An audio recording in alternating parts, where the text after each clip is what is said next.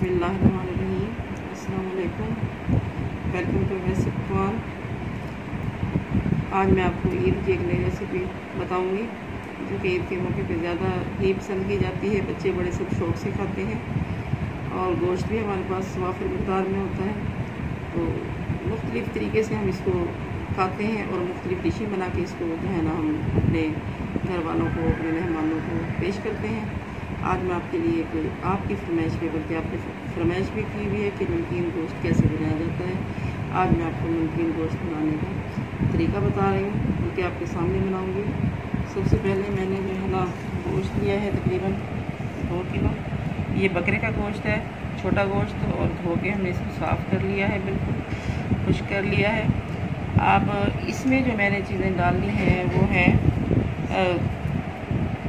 ये है, थोड़ी सी मैंने इसमें काली मिर्च डालूँगी, तकरीबन आधा चम्मच, और 4 से 5 अदद डालूँगी मैं गोल मिर्च।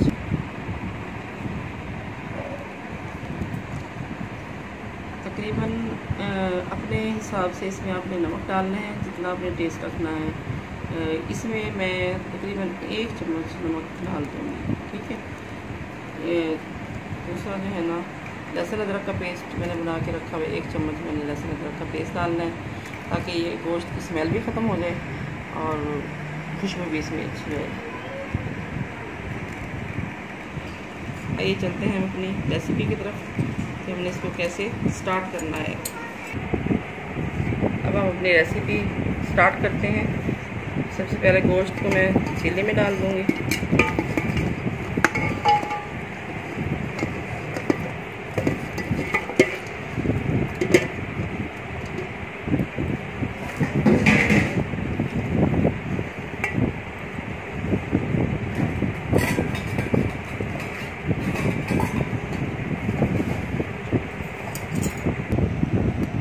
इसके अंदर अब मैं नमक डाल दूँगी तकरीबन,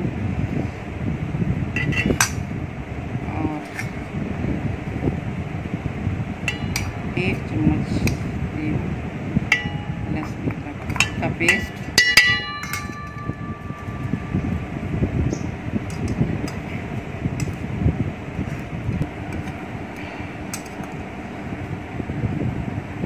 आधी चम्मच तकरीबन मैंने इसमें काली मिर्च डाल दी, और 4 से 5 में मैंने लाल गोल मिर्च डाल दी।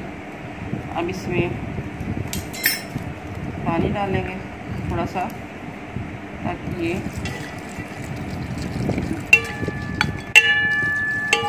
गल भी जाए अच्छी तरह से और नरम भी रहे। हमारा मकसद है कि गोश्त जल भी जाए, इसकी भुनाई भी हो और ये नरम भी रहे।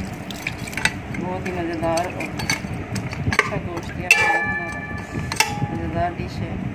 अब हम इसको पकने के लिए रख देंगे।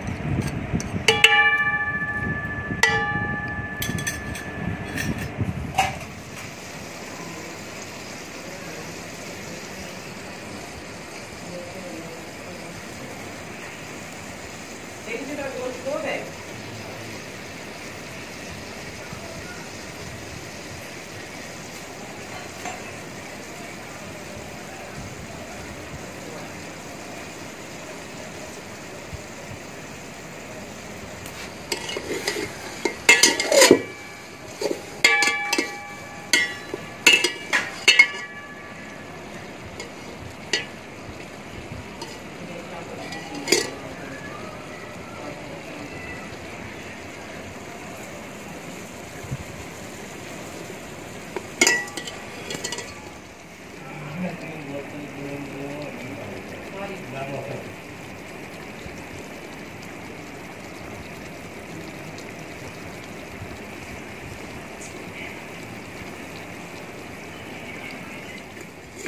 हमारा गोश्त अब गल चुका है और पानी भी इसका तकरीबन खुश्क हो गया। अब ये इसकी हल्की हल्की सी भुनाई हो रही है।